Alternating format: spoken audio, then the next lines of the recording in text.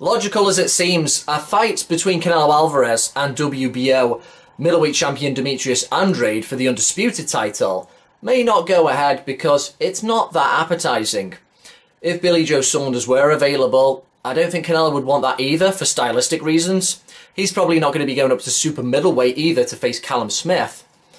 And then on the other side of things with Gennady Golovkin, he is contracted to at least 5 fights with DAZN. So you've got to believe one of those is going to be a fight against Alvarez. It seems the rubber match between the Kazakh and the Mexican is inevitable. It could happen this September. Who knows? Bit of a rumour I saw thrown about one of the boxing forums. I don't know what validity there is to it, but if they feel they can't make enough money, or if they weigh up the risk-reward with Andrade and they think, I don't like his style, let's go for Golovkin, that could easily be made, I think, quite quickly. Golovkin is now 37. As we know, I think even the most ardent Golovkin fans will probably admit he is past his best now, but they would still really like to see a third fight. I think a lot of fans would want to see this for the wrong reasons. A lot of big Golovkin fans want to see this third fight. They want to see Golovkin's hand get raised, and in a way that will correct all the wrongdoing of the first 2 fights.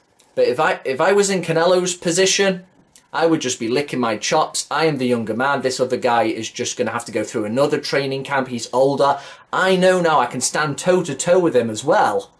And that he has to absolutely pull out all the stops to get a decision.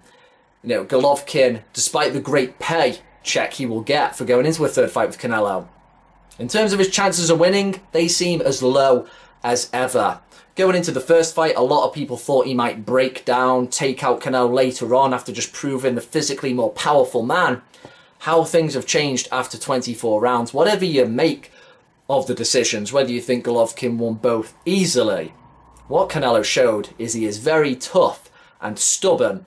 And yeah, that third fight, you'd surely have to favour Canelo now, how things are set up. When you go into this third fight knowing you can stand in front of a puncher and pick your shots, and you're going to expect him to just be a little bit slower again, whereas some people think Canelo's just starting to peak now, getting a bit better, it really is nicely lined up for him. It is a good fight, but because of those reasons I've just mentioned, it's kind of going to have a bit of a sour taste as well. What would you do? This one goes out to real Golovkin fans. If Canelo were to just legitimately beat him, it would probably just make the first 2 fights that bit more bitter. The fact that he didn't get the decision, especially in the first fight. But I think it's inevitable that this one is going to go ahead. As I say, who else have they got? And I can't see, despite what was said about Canelo and Kovalev here, I can't see that happening. It is going to be a rubber match between Canelo and Golovkin in the not too distant future before Golovkin gets too old or picks up a career-ending injury. If it does go ahead, or should I say when it goes ahead, how do you see it going this time? Legitimately, that is.